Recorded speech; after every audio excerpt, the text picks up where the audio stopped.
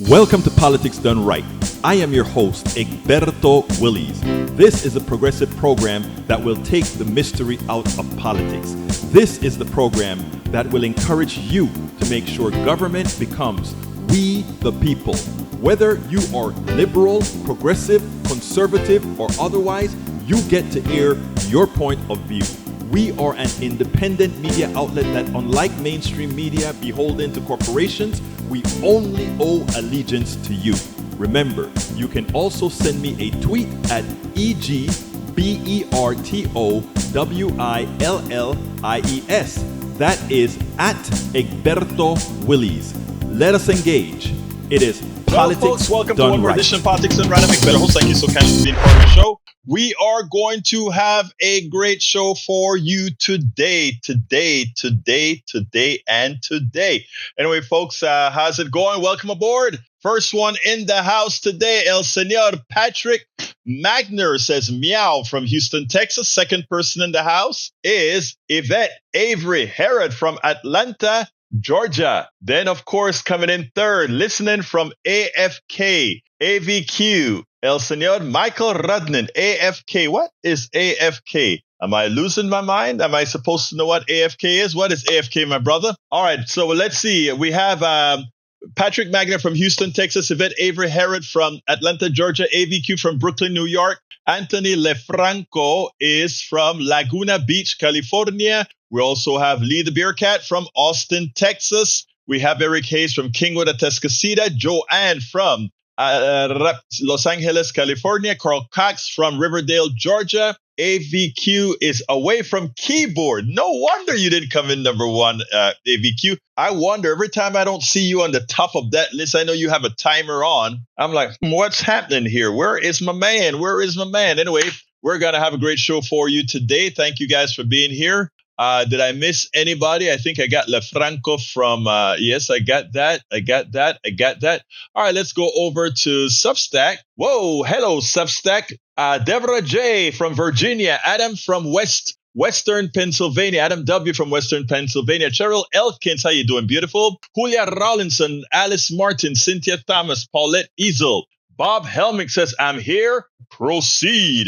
Well, thank you, Mr. Helmick. I will proceed. Anyway, folks, we have J. Ray is in the house and he says he is roaring. And of course, we have Lee Grant from Missouri City, J. Ray from Houston, Texas, Harry Benson from Missouri City, Texas, Lee Grant from Montgomery County, Todd Galden, welcome aboard, Bethany, Kathleen Wise Boyle. A lot of folks are in early. I'm glad for that because I have some videos that I really want, two specific videos that I really want you guys to see. I'm going to start out first with the longer video. It's 13 minutes and 59 seconds. And then the shorter one, 6 minutes and 31 seconds. And I want you guys to listen to this in detail, and then we'll take it on the other side. But let me see if I'm forgetting anything, first of all, before I get started. I think I have everything under control at this point in time. So let's go ahead and get busy with that video. Let me get it all queued up correctly and make sure that I have all the channels selected. You know how it goes here. I'm always fighting at the last end to get all the videos up and running. And today was no different.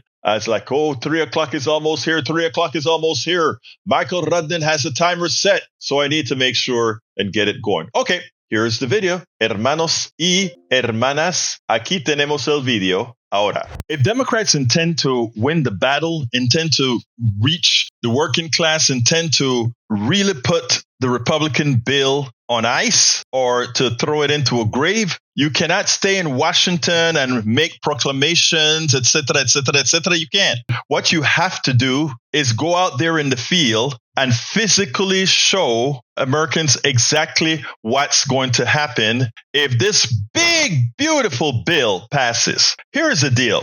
I want you to listen to this piece that was on MSNBC. I did a few cuts on it so that you can see what's going to happen to solar power stations, etc., if this bill goes through. Check this out, then we'll take it on the other side. As it currently stands, the bill would eviscerate the Biden administration's investments in clean energy, including solar power. How exactly could the Republican spending and tax plan put facilities like the one you're standing at risk? Yeah, so first, just to give you a sense of where I am and the scale of it to sort of arrive at what's at stake. So this facility is in two parts. The first part went online in December. When the second part goes online in about a month or so, there will be 1.3 million of these solar panels, between 1.2 and 1.3 million of these solar panels. These rows and rows you see behind me are just a small fraction of the total size of this facility. It will have the capacity to power 7% of Los Angeles. So 7% of the largest power utility in the country will be powered just by this facility.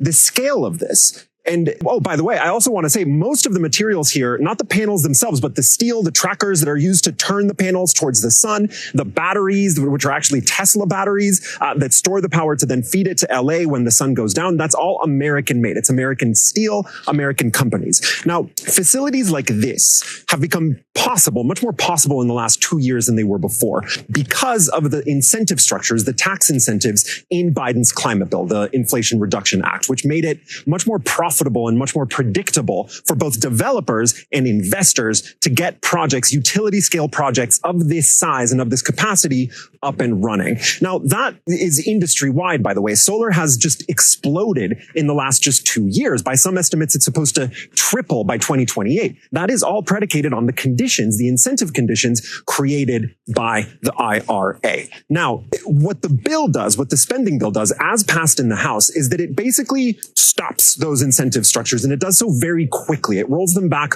almost immediately. There's very little phase out time. And so what the business people who are involved in creating, making these things happen say is that makes it basically impossible to plan future projects and ongoing projects. The CEO of Arevon, the company that built this facility, told me that he actually has 3 ongoing projects in earlier stages of development in Georgia, in Michigan, and Indiana. I believe that he's had to completely put on pause. And it's not just because of the spending bill. It's also because of uncertainty around tariffs. Again, steel, for example, even if you're using U.S. steel, tariffs on imported steel still cause prices to rise. It's basically become impossible to plan and to make sure that these investments actually come to fruition. That is why this is a hang-up among some Republicans, many Republicans in the Senate. So I talked to the CEO of this company. I asked him, what is this going to cost, right? Like what is actually at stake? What is this going to cost the country and the American people? Here's what he had to say. It's going to cost billions and hundreds of billions of dollars of investment and hundreds of thousands of jobs, and puts us at risk of creating the energy that we need to meet that demand created by AI. That's a factual message. Whether or not the politicians in DC recognize that that's the case or not, we'll have to see. The vast majority of that solar boom, by the way, this has happened in Republican strongholds, in red states, in the South, in the West, in the Midwest, even where I am now. This is California, obviously a blue state, but this is a Republican-controlled House district. That is why this is a huge hang-up with a number of Republicans, not just in the Senate, but also in the House. As the people you were talking to just now have explained, it's totally not clear how much senators who don't want these incentives to go away are going to be able to get in these negotiations. But that is, it's one of the biggest sticking points, and it's one of the most important things that we're going to have to be paying attention to moving forward, Chris. Now, here's the deal. There is so much that's wrong with the big, beautiful bill, as called by Donald Trump, that gives Democrats ample space, ample opportunities to get directly into the heads of MAGA and those senators and Congress people that are going to be responsible for passing this thing. Let me first go with the piece that you just saw there. This particular solar field, this solar plant, is in a red district. It is going to affect a lot of people in a red district. It seems like when they passed the IRA, they really passed it they really made sure that a lot of that money was going to red states, likely to make it that much more difficult to cancel. But these Republicans don't give a damn about their own people. They don't care that they're going to starve them, kill them, etc. So you have to show them. This reporter went out there to show what a particular section of the big, beautiful bill is going to do to this particular solar plant or to solar plants like this. He points out there are solar plants that are planned in Georgia and in Indiana, places where these are red areas, and that bill is going to take monies and employment out of the pockets of these folks. It's going to raise the prices on quite a bit on these folks. We should have a Democrat or Democrats, plural, from those areas go on to the site where these solar farms were intended to be built and come with a big banners, media, everything, and say, the panels that were going to be placed here with supplies from the steel, from American steel, supplies from American panels, supplies from American batteries. What was going to be built here will not be built, and all these jobs will be lost, and all the restaurants that would have fed these people, that would have built these plants, that would have operated these plants, will not be. They need to go to Indiana. They need to go to Georgia. They need to come here to the Mojave Desert in California and let folks understand that. Show them exactly what the bill cuts, not just put it in the ethos. Show them physically what it cuts. Additionally, we know that the big bad bill, one of the other things that it does is it cuts Medicaid. They need to go to every rural hospital on the margins. And you know what? It's not hard to find rural hospitals on the margins because most of them are. Go out in front of the hospitals with banners. Go out of the hospitals with their ledgers to show how much money they normally get from Medicaid. Go out there and have it printed on banners and show the people in that rural area what their representative is about to cut for them. It's lazy to stay in Washington. You have all these consultants out there in Washington. They should be telling their people, create banners, create an illusion, not an illusion, a reality. Have the media out there do things that make you remember the Tea Party knew how to do all of that lying. Democrats and progressives can do that simply by telling the truth and go to those locations where things are going to be harmed. Go to the hospitals, go to a nursing home where 50% of the people are on Medicaid, that Medicaid is paying for those cares.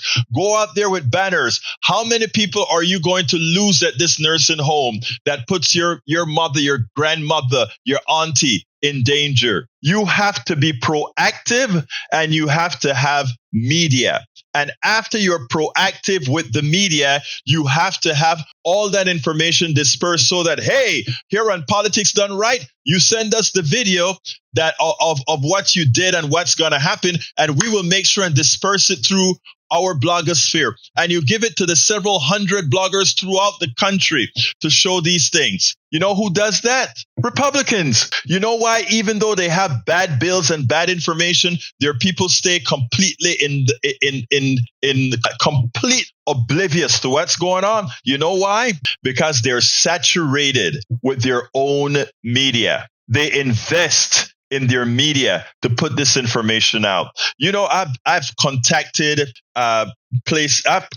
Democratic, not commissioners, but I've contacted Democratic leaders. I've contacted all kinds of folks saying, what are you doing? And you know what? For all practical purposes, guess what you get? Oh, okay, that's a good idea. Good shoe off. And you get a shoe off. What I tell all the people that are listening here, all our progressives that are listening here, it's all up to you now. You have to get the job done because Jeffries, later on, I'm going to play a piece from Hakeem Jeffries. Hakeem Jeffries, as far as fighting this battle, useless. As far as the Senator Chuck Schumer, useless. They don't know how to fight. They don't know how to get the message out to the working class, to the middle class. So they out there and they give one short speech and then it's over for them. They $10,000 to the consultant. Progressives, bloggers, writers, we have a job to do. And for all of you out there who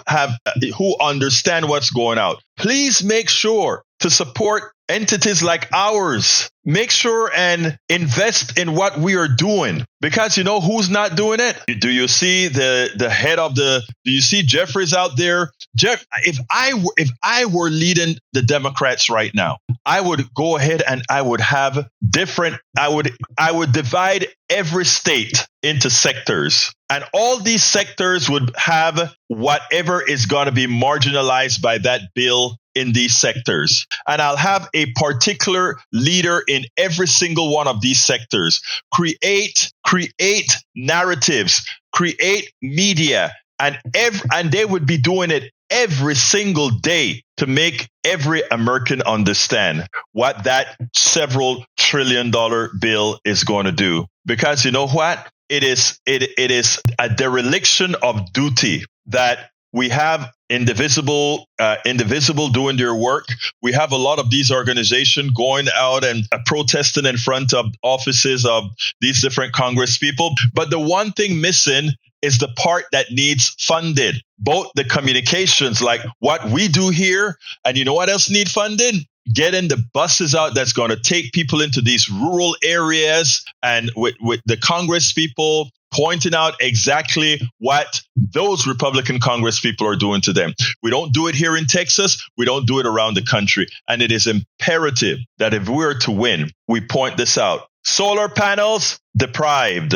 Healthcare, deprived. Your humanity, killed. We have to do a better job, and we can't wait till the bill is rewritten and almost passed. We have to make it that they can't rewrite the bill. They can't rewrite the bill and put it up for a vote, because Americans would already have known what it is going to do to their own personal economies. That is what we have to do. And until we get smart, that bill is going to pass. It's going to go through, and it's going to be hard as hell to recover the damage that it's going to do. It's on us. We have to invest in, and again, like I said, forget about the party. Do it for ourselves. We have to make sure, first of all, and start educating the American people so that they can stop the Republicans from doing what they're doing. And number two, in the primaries, we are going to have to primary a lot of these people out of office, because for all practical purposes, many of them are useless. Alexandria Ocasio-Cortez is doing her job. Casar is doing his job out of Texas. Maxwell is doing his job out of Florida. Ayanna Press is doing her job out of, I think, Massachusetts. But most of these guys just have their tails within their legs. Murphy is doing a good job, Senator Murphy. But folks, we need a hell of a lot more than that. We sure as hell need a hell of a lot more than that. All right, let's see. Deborah says MAGA only listens to Fox, and Fox will not. Scrolled. MAGA only listens to Fox, and Fox will not give Democrats airtime to talk against the bad bill. Actually, guess what, Deborah? They actually allow Buttigieg to get on, and Buttigieg has a way of getting under your skins, and he has a way how to control the narrative. And every time they bring him on with the expectation that they'll get him this time. And every time he he punches them right into the nose and get it right. So Buttigieg should be out there on Fox News and AON, on Newsmax, etc. Let's see. Trump hates this country is what Deborah J says. I agree with you. I think he hates the country because he thinks the country laughed at him when he was always. But yeah, it's true. We always laughed at him because he's a joke. He's a joke of a human being, right? So yeah, we always laugh at El Señor Trump. Cheryl Elkin says there is no organization leadership at the top. They have no idea any longer how to motivate people. I think you're right, but I think it's for different reasons. I think they got those donors that's in their ear, and they're scared to do anything. You notice how Slosh King came out and say we shouldn't use the word oligarchy. Where do you think that came from? That came likely from the plutocrats telling her, hey, you're attacking us, man. You're attacking us. No, use the damn word oligarchy. These guys are white collar criminals. All right. Cheryl Elkin says, this is how you mobilize a community from the bottom up. Exactly. Separate your state in sectors, separate your county in sectors, and get the job done. Exactly, Cheryl Elkins. Laura Wynn says, The Democrats never listen to good sense. It's so frustrating. That's why I said, to hell with the leadership. We have to go out and do it. And I'm so proud of so many people here in my little area. Remember we said, well, what Cheryl talked about localization. Who said that? We need to localize, which is true. We have here in Kingwood, we have a group of an offshoot from Indivisible led by Cindy Hendrickson. They're doing their part. And on Thursday, I think they'll be out there tomorrow in front of my congressman's office, I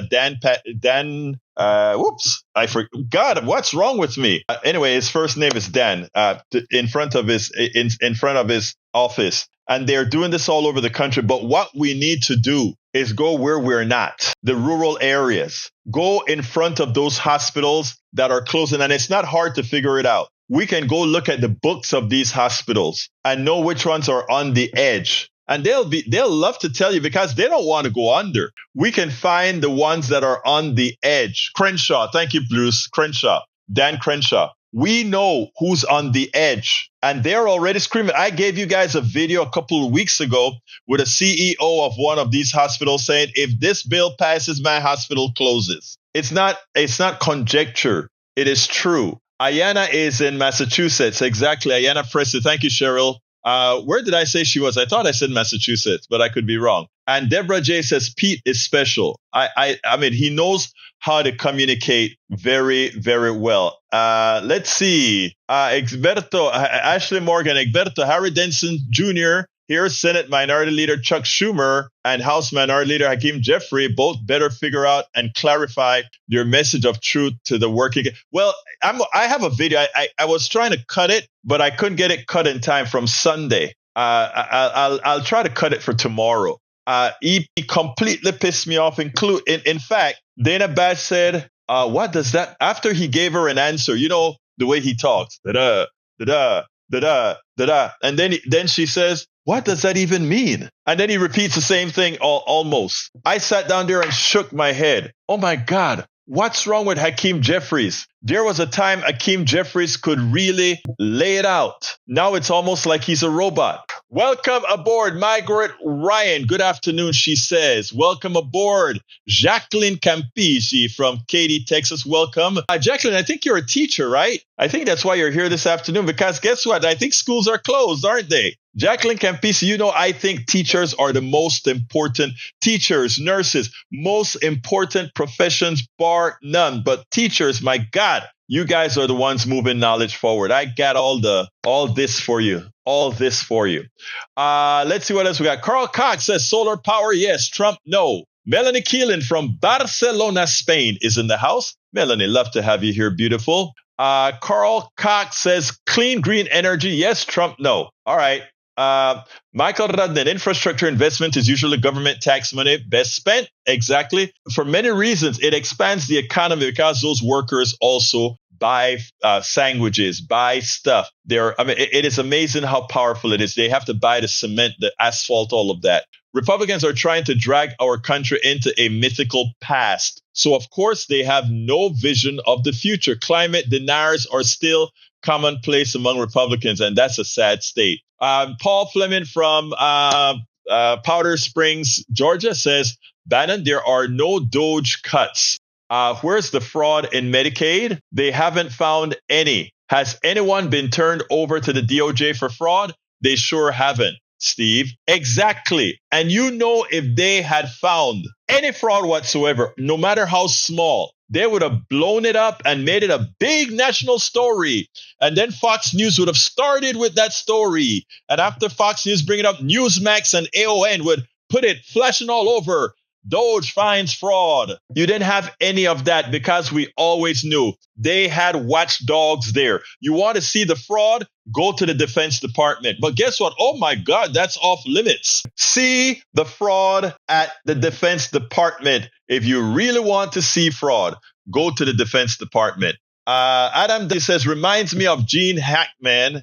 Quote, in Mississippi Burning, these people, Republicans, come from the sewer. Maybe the gutter is where we need to be. The people, I don't call all Republicans that. I call Republican leadership and those folks that are what I call the deplorables, as the ones that just want to harm people. And there's many of them, a couple of them in the chat as we speak. All right, let's see. Adam says, of course, he was speaking about the KKK, LOL, yes. And Democrats have to stop the politically correct nonsense because it is at our detriment, and you're absolutely correct. Welcome aboard, Nancy Harb and Walter Ryan. How are you doing, my dear brother? Okay, Bruce Pollard is from Kingwood, Texas, but I think you're still in Minnesota with the grandkids. Tell your two daughters I say hi. They grew up with my daughter. Let's see. Paul Fleming says, moments ago, GOP Senator John Kennedy spars with Commerce Secretary Howard Lutnick. That was a joke. I saw that. He looks like a clown. I'm not the senator, the guy. I mean, it is hard to fathom who's leading this country right now. It is so hard to fathom who's leading. Maywood from Long Beach, California. How are you doing, my dear brother? All right. Bruce Pollard said, it sounds like you have the good approach because we can't wait 4 or even 2 years to fix what's broken. And that's the urgency that I'm talking about. Bruce, you get it. You get it. You get it. We have to convince the convincial MAGA, the part of MAGA that's not deplorable. We have got to convince that segment. And guys, I usually don't use those kind of words, deplorable, idiot, fools, none of that. I don't. But after listening to Mike Cisak a couple of days ago or yesterday, and listening to the evil that came out of his heart when he was speaking about the healthcare and the undocumented, that really did a number on me because he comes across nice and soft-spoken, etc. But the evil that lives within, and the evil and hate that live within was just so hard for me to. I mean, I'm not naive or anything like that, okay? But to hear the soft-spoken person come out and just display that level of evil toward another, it was just to me unacceptable. It triggered a nerve. So I think we ought to tell, as brother, I think it was Andy, did you say we have to call certain spades a spades and no longer worry about, well, if you're calling names, you're not going to be able to communicate. I am not calling names to good, decent Republicans. I'm not calling names to relatively decent MAGA. But to what that guy did yesterday about the undocumented, listen to it in the chat. I'm sorry, I couldn't fathom that. All right, continuing. Let's see what else we got here. Paul Fleming says Bannon says Musk and Republicans in Congress are lying about the deficit numbers and their budget, and the only way to reduce the debt significantly is to increase taxes on the wealthy. You're going to have to raise taxes. Even Reagan realized that as he was coming out of office. But even worse, I mean, Bush number 2, no new taxes number 2, did exactly what we had to do. And that is raise taxes on the rich. Carl Cox says Democratic party leadership only care about money, donors and bribes. Take the bribes out, the donors, yes. Michael Radnes says in the Visible Guide, we're putting up billboards in the districts of 9 vulnerable Republican demands that they vote against Trump's disastrous cuts to Medicaid and SNAP. Yes, it's there. I know that is a part of the documentation for Indivisible. But here's what I want, Michael. I want more engagement. I want us to go to the hospitals and the nursing homes, not just billboards on the side of the road. I want us to be at the location where these things are happening so people can actually see it. That's what I want to see, right? All right, let's see. What else have we got here? Let's see. Margaret Ryan is in the house. She says, it was never about anything about other than Trump. Join Indivisible in your area. We're going to rural areas to start conversations and listen to their concerns. Margaret, where are you again? And what Indivisible are you working with? And please feel free to call into our show, both in the mornings to throw it out there as well as here to tell that story. I love that. Me encanta eso. Eso es perfecto. Anthony Lefranco says, how about the Dems adopting the language of contempt for MAGA policy? Keep on the message. Agreed. Ashley Morgan says, Egberto, Harry Denson Jr. here. Whoa. Are you using as somebody's account, Harry? Harry? Is that what you're doing? Using somebody's account? Well, Ashley Morgan, hello. I hope you're a listener as well. All right. Maywood said, speaking of organizing, I may not be here on Friday. Going to a Wear Orange for gun safety. Love you, my brother Maywood. Love you, my brother Maywood.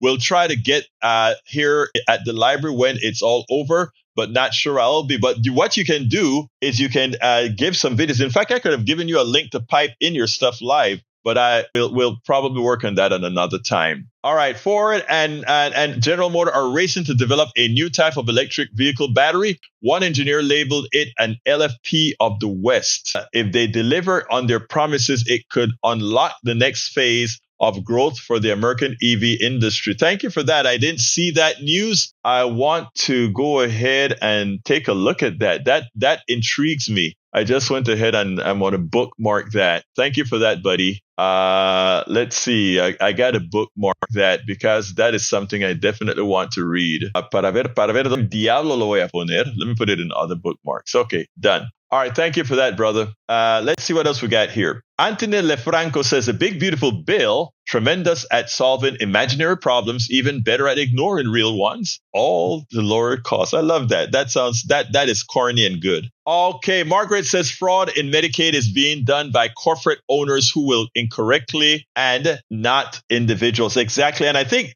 there's a section of Medicaid that people on Medicare use as well. If I remember correctly from my studies, and they rip it off to kingdom come, but it's the corporations that doing the ripping off. Anthony Franco says, denigration does not work, criticized to the point of contempt. You probably need to expand on that for me. Maybe I'm too dense to understand what you're trying to say there. All right, Michael says, Egberto, Mike C, soft-spoken? Nah, he's okay, I don't use those words on air, but we'll see. All right, what else have we got here? Carcock says, that's a MAGA lie. Oh, yeah, it is all. That's what they do very well. Michael Rade says, Paul, Los Angeles Times from last month. Tariffs bring shipping slowdown, threatening trucking jobs. It's already started to threaten those jobs. Guys, you can read that on your own. Margaret Ryan says, Eastern Washington, indivisible Spokane. I love that. Spokane. And you know what's so funny? Spokane is sort of like clearly in the rural, it is a city, but it's surrounded by rurality, if you will. So you guys are going to do a great job. Thank you, guys. And Jacqueline Campisi says, yes, I'm a teacher. I could never listen at 3 because it was during school dismissal. I know. Thank you for being here. And by the way, and thank you for being a teacher, and stay being a teacher if you can. I know the pay isn't the best, but man, we need good people like you out there to keep, not only because we need teachers, but we need teachers that have the right mental framing. We do need that. So thank you for being there, Ms. Kempishi. Deborah J says, Democrats take far less money from the super rich because they don't want to be in the rich people's pockets like Republicans are. So Democrats ask for grassroots donations. Many Democrats only take grassroots donations, so they don't owe oil and gas industry. Republicans take corporate money, and they do favor for corporate. Let me correct one thing, my dear Deborah. Some of our Democrats, especially some of our leadership, Nancy Pelosi and all the others, they do take big money from a lot of these corporate heathens. And that's why if you listen to my show this morning, we spoke about the abundance doctrine that they're trying to pass off instead of what we need to do here as grassroots people. That's why I've been hitting Hakeem Jeffrey. I've been hitting Chuck Schumer, etc. Because a lot of these actually take those big money dollars. Look, we raise more money for the 2024 election. Okay, Kamala Harris along with Biden, raised more money and corporate dollars as well than Donald Trump did, over $2 billion. But it was just a matter of taking y'all's money. All the progressives here that do not the Act Blue, I'm not talking about solely the Act Blue, although some of the Act Blue is another thing, but a lot of folks giving money to these guys. You get this email every day, several times a day coming. A lot of that money was going to pay $10,000 consultants, $15,000 consultants, $20,000 consultants. And those guys wouldn't know a working class person if they kicked them. Okay. I know you didn't say that, Deborah. I know. What I didn't want to get across is I don't want to protect those of us that are not serving us. That's the issue, Deborah. I want to make sure that we are honest in all that we're talking about. And some neoliberal Democrats are no better than the Republicans. Okay, some neoliberal Democrats are no better than Republicans. And I want to get rid of them. I want to get rid of them because we are for the working class. We are for the middle class. We are for real people. Okay, if you take a no, G-Beard, Alexandria Ocasio-Cortez take no corporate dollars and she raises millions. Grassroots, $5 here, $10 here, $100 here, $50. Look, and this is going to be self-serving now. This will be self-serving. I am out here trying like hell to get this message out to as many places as I can, And we have to beg, and I say it using that figuratively, beg to get people to say, we are going to support your network. We're going to support Politics Done Right. We are going to support your newsletter. We have to beg for that, right?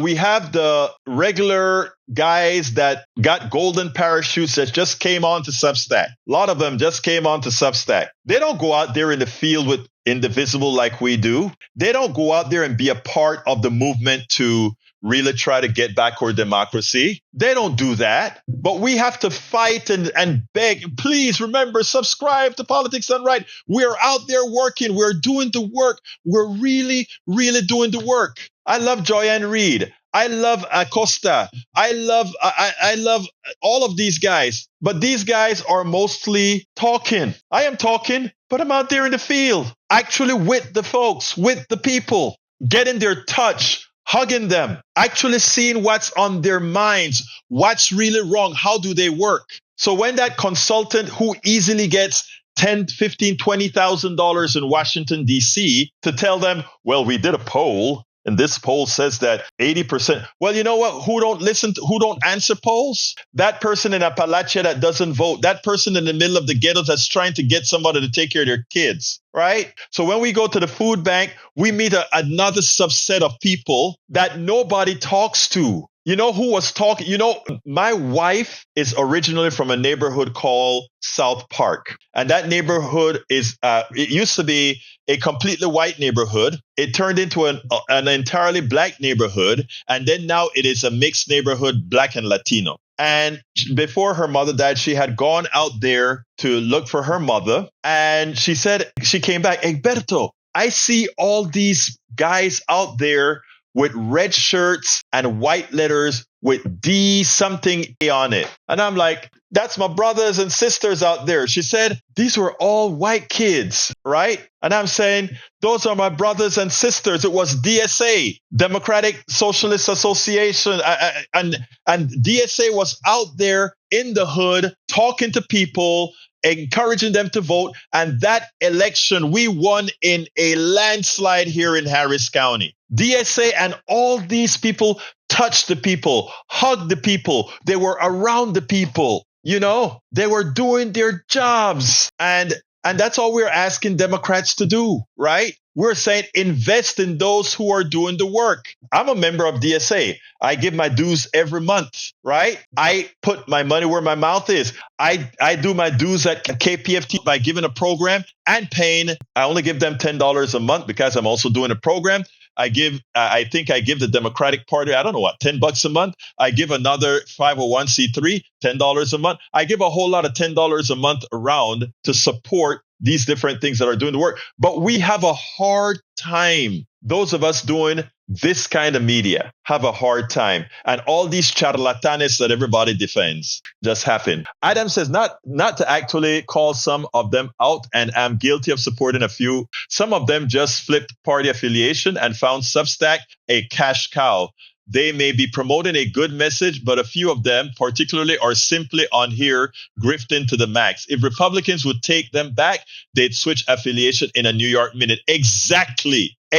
And those of us, you know, a couple of us did some work on Substack to talk about how these guys are, you know, they come here and immediately they get 10,000 paid subscribers. We're fighting to get a few hundred. They get 10,000 paid subscribers right away because America believes in this thing called, a celebrity mentality that we have to kind of rid ourselves of, right? We have to rid ourselves off of that celebrity mentality and start supporting the good writers. I found a good a writer here that I interviewed, a young lady. She's about 24, 25 years old. Wrote a great article on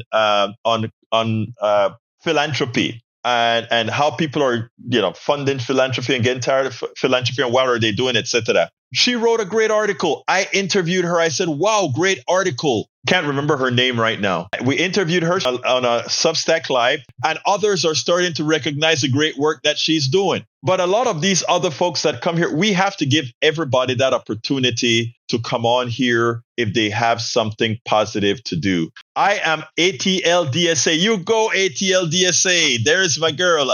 Yvette Avery Herod. Yeah, I am here. I'm a member of, I am all over the place. I'm a Democratic Party precinct chair. I'm a paid member of the National Democratic Socialist Association as well as the local one. So I make sure, and anything progressive, I am there. If anybody wants to interview or whatever needs to be done, I am there. All right, this is Politics Done Right. Who do I have the honor of speaking with? I make sure. Hey, this is Anthony LoFranco. Am I on point here? Or? Yeah, you're live. Turn the radio down, Anthony. You're live. Okay, go ahead, Anthony. Okay. On my YouTube, it's probably at a different place.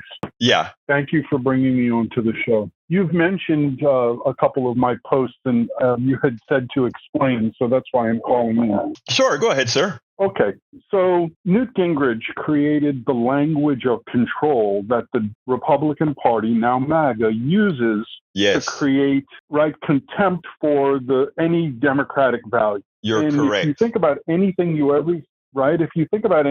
ever hear a Republican speak about, whatever the topic is, the end of it usually has, or the beginning, or somewhere in there, it's we're doing this because of how horrible the Democrats destroyed this, right? And so everything always comes back to this language of, we're going to fix things, we're in control. And so my point is, when we argue with that, or we argue their points, we're stuck in an argument. We're not moving forward the truth that we all know. And what I'm referencing is, we need to tax the rich, period. Just like FDR did. That's how the American century was built. So what I'm saying is, instead of trying to, there's room for everything, but instead of trying to defend, criticize to the point of contempt and assert the truth. And that's why I wrote that text that said, big, beautiful bill. You follow? Yeah. Actually, the thing about it is I didn't quite understand that out of the message that you put there. Maybe it's because how fast I read these messages that are coming. But I think then you're going to like the last video that I have here, because in effect, I talk about, I think it's the last video that I did. I'm going to play this after you get off the line. But I get what you're saying. And by the way, I'm in complete agreement with you. And some of that was covered, guess where? In the book that I wrote, How to Talk to Your Right-Wing Relative Friends and Neighbors. So I'm with you, brother. I am absolutely with you. Thank you. The only topic is tax the rich. Think about it. We wouldn't have all these other distractions across the board, be it people of another color that, they want to single out, be it school or woke or whatever it is. The issue is tax the rich so that the American century can continue and can grow. If we're not focusing on that, I think we're off point and we're missing. Brother, let me tell you something else, brother. This one, this video is covering the debt, but it's a corollary to what you're saying. So if you don't have anything else to say, I'm going to play the video and then, or I tell you what, you can hear me well right now, correct? Stay online. I'm going to play the video. So stay online, stay online. And then we'll talk about it after the video. Let's do that. All right, here it comes. In an earlier video, I pointed out that Democrats need to go out there and go into the locations where hospitals are going to be closing. Green energy, solar power plants are going to be put on hiatus or not built at all. Green energy, wind projects are going to be put on hold, where in these red states, in these red districts, employment that people thought they would have, they won't have. You need to go out there with media and banners and hit it day after day after day to let these folks know what happens if the big bad bill passes. The big, beautiful bill, but it's really the big bad bill. Now, above that is how we handle the sections of the bill that cuts healthcare, the section of the bill that cuts green energy investments, etc. But there is another part of the bill that we can handle, tax cut for the wealthy. And how do we market the tax cut for the wealthy? We let it be known. Well, I tell you what, let's first show what the deficit that's created by giving a big tax cut to the wealthy is going to do to the bond market. And the bond market means to how much ultimately we are going to pay to borrow as a country and individually on credit cards, mortgages, and car loans. Take a listen to this and then we'll take it on the other side. While investors scramble around the uncertainty of tariffs, JP Morgan's CEO says their biggest concern might not be trade at all. Not that trade is okay, but it's not his number one issue. U.S. debt is. If people decide that the U.S. dollar isn't the place to be, yeah, you could see, spreads gap out, credit spreads gap out, and that will become a problem. It hurts the people raising money, and that includes small businesses. That includes loans to small businesses, it includes high yield debt, it includes leveraged lending, it includes real estate loans. That's why you should worry about volatility in the bond market. When you hear about bonds, we're talking about U.S. Treasuries, which are widely considered the safest, highest quality place to put your money, which is why countries and investors around the world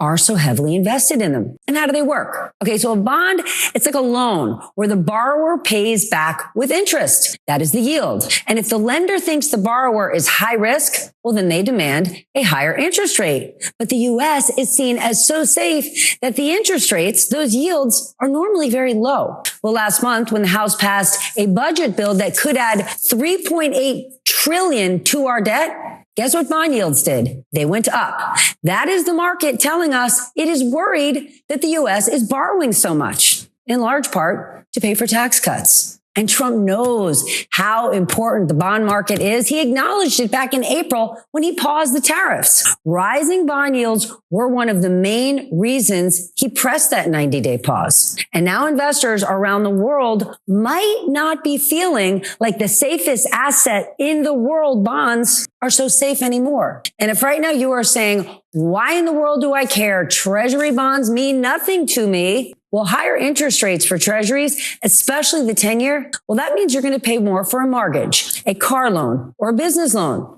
And your credit card debt just got more expensive. So when and if global investors really do potentially lose faith in U.S. treasuries and the bond market actually cracks, well, then I will be sitting here in this seat with no good news to report. Now, so what do we have to do here? What Democrats need to do here is personalize that as their higher interest rates in car loans, their higher interest rates in mortgage, their higher interest rates for credit cards, going directly into the pockets of wealthy, rich people. Let's start putting out the proper narrative that increase in interest rates that our government is paying, the increase in interest rates that we are going to pay is going directly into the hands of those rich plutocrats, oligarchs, etc., those wealthy people for that tax cut. And not only is that happening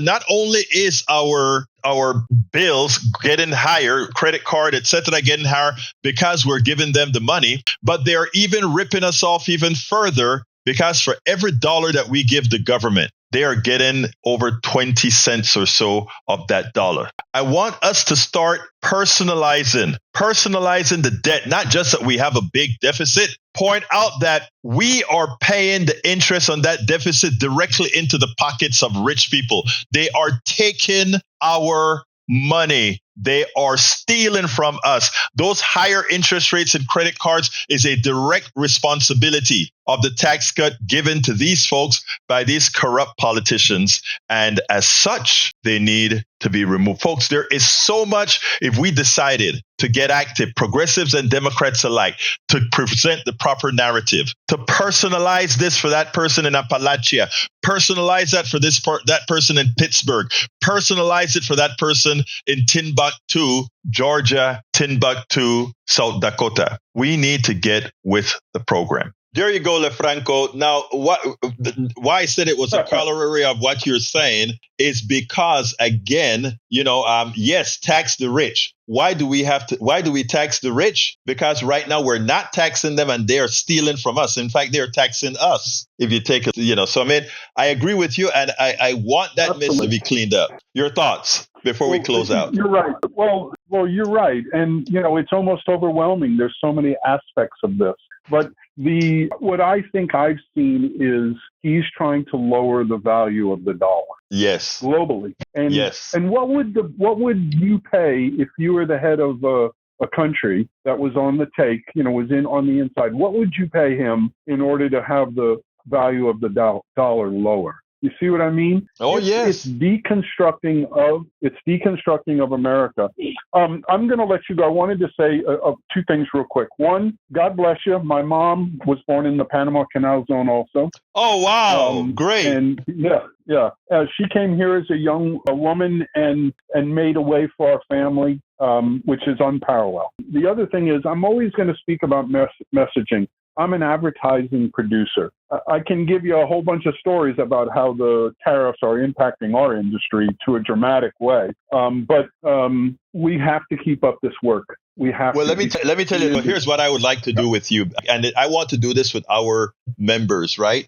Sometime are you on Substack or are you on some other network? How did you get to us? Substack or YouTube or how? Well, this is a good conversation between us because I'm sitting on my hands and I should be launching a new vehicle. You can see on my website if you want to really see what I do.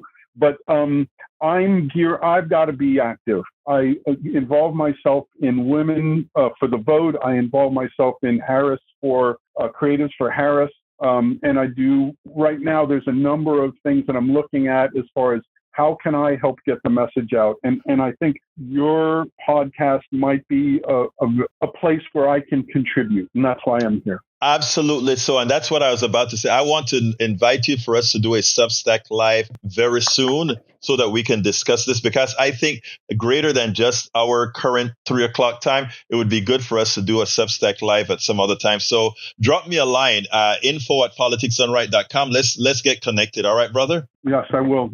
Thank you, Egberto. You have a wonderful day, my friend. Take care. All right. And Cynthia Verdell says, during the Canada era, the rich were taxed at least 70% and they were still wealthy. Exactly, because they try to use their money not just to accumulate wealth, but to produce. Cynthia Verdell says, when enough people have died and enough people have slipped further into poverty, maybe the rich will pay attention. I'm joking. The rich don't care about anyone. Exactly. Cynthia Verdell says, yes, because the rich don't use credit cards and they pay cash for other things. They don't need credit cards. Nikki Black, welcome to Politics Done Right. She says, hello, Egberto, from Nicholas from Venice. Thank you for being here, Nikki Black. Para ver quién más tengo aquí. Maywood says, that's a reply between other folks. Okay, it's 3:59. I got to get out of here. But before I get out of here, it's time for my ask. I have to do my ask every day, folks. That is how we survive. And I'm trying to get to, I need 500 something more people to join into the fold so I can get to the next level. So please become a paid subscriber of our newsletter. It is so very important. I am going to put that link onto both chats right now. You can become a paid subscriber of our newsletter by going to politicsdoneright.com/newsletter. Remember, a coffee a month you are doing a great job, a coffee a month. And I tell you what, you see the work that goes into this, and it's not only what we do on the radio. It's not only what we do at KPF. It's also what we do in the streets. It's also what we do with all these different programs, all the articles, the books, everything. And those of you who become paid subscribers get to read all of my books free of charge, so you don't get something. And I sent out an email a few days ago that says all paid subscribers every weekend, and it's going to be either Saturday or Sundays that we rotate it every Saturday or Sunday. Every week we have an intimate gathering with our paid subscribers. We had our first one on Saturday night, and it was wonderful. I thought I was going to get 2 people, to tell you the truth, because I just sent the email out. I got about 14 or 15 people that joined us, and I want to get even more. I want to get the hundreds that actually are subscribing, folks. So again, I'm putting the link to subscribe to our Substack. Please become a paid subscriber of the Substack. If you don't like Substack, but you like Patreon, we also have a Patreon, and I'm going to put that in the chat as well. That's another way of supporting us via Patreon. PayPal or Patreon is the 2 preferred ways of supporting us. We have to keep doing this. As Lefranco said, he's right. We all have to be a part of it. We can't expect that the party is going to support us. And, we give a whole lot to the party, and the party just do as they please. I'm putting the link in again, politicsdoneright.com/newsletter. I just placed the newsletter link in, and become a paid supporter. That would really keep us moving forward. I'll put it in again in the both chats. All right, folks, it's after 4. I got to get out of here. I got to go process this video to turn it into the podcast. Anyway, let's see. Bam, bam, bam. I think I have everything there. Thank you so kindly for being with us. Love you all. You can send me email directly, info@politicsdoneright.com. info@politicsdoneright.com. My name is Egberto Willies. This is Politics Done Right. And you guys know how I end this baby. I am what? Out! We spend a lot of time deconstructing the news, trying to parse it into a form that everybody can understand. We try to find those little nitpicks where it flies above the fray, etc.